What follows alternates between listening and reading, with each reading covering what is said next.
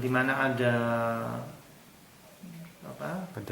penderita atau orang yang di rapid test kemudian positif, tetapi saya mendengar ada yang rapid test positif pertama kali ini kemudian mungkin dia tidak ada gejala, kemudian disuruh isolasi di rumah ya, jadi tidak ngamar di rumah sakit. Itu karena memang rumah sakit itu mempunyai sistem triase dan juga keterbatasan ruang isolasi dan ruang perawatan, sehingga yang ada di rumah sakit itu memang yang diprioritaskan yang sudah mempunyai gejala sedang maupun berat dengan positif terkonfirmasi.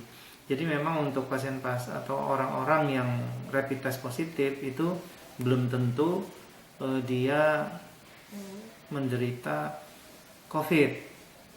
Jadi tetapi memang ada prosedur di mana mereka harus melakukan swab PCR setelah rapid testnya positif. Nah, ketika swab PCR-nya itu positif, barulah dia dikatakan positif. Itu pun kalau misalnya orang tersebut tidak ada gejala, memang sebaiknya itu harus segera masuk ke ruang isolasi khusus, karena ditakutkan kalau misalnya ruang isolasinya itu di rumah dan rumahnya itu padat penduduk, kemudian misalnya di perkampungan yang ukurannya tidak besar dan kemudian di satu ruangan itu kamarnya tidak sendiri, mungkin ada anaknya atau keluarganya. Nah, itu yang harusnya diprioritaskan untuk melakukan isolasi di ruang yang sudah disediakan.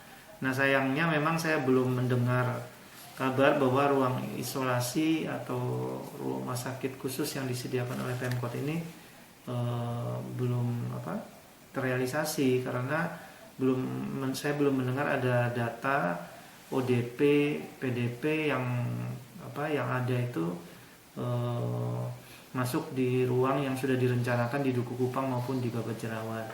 Bahkan saya mendengar lagi ada hotel-hotel yang digunakan untuk ruang isolasi ODP PDP.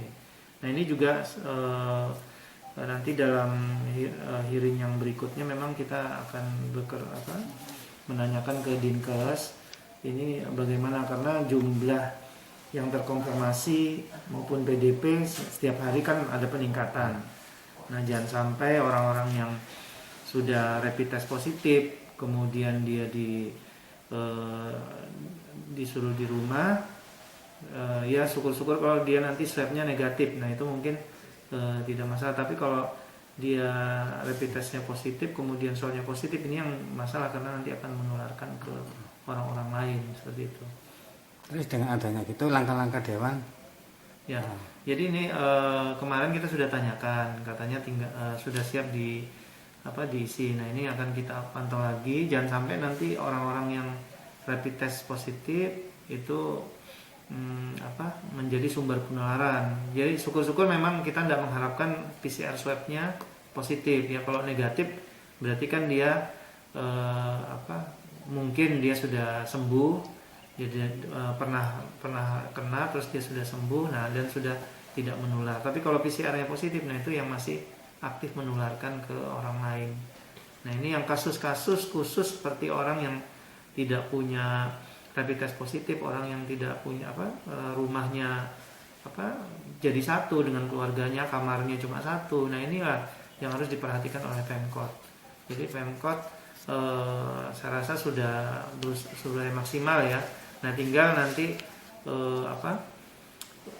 tinggal memantau saja orang-orang yang rapid testnya positif ini. Ini bagus untuk screening. Jadi kita screening rapid test positif, dia tidak menularkan ke orang lain, dan juga kita screening dia kontaknya sebelumnya ke siapa saja. Nah, ini yang saya harapkan rapid test yang ada, yang saya dengar sudah banyak, sudah ada lagi bantuan dari pihak swasta. Jadi Pemkot betul-betul harus menyikapinya dengan cepat dan tepat ya, jangan sampai terjadi sumber penularan baru lagi.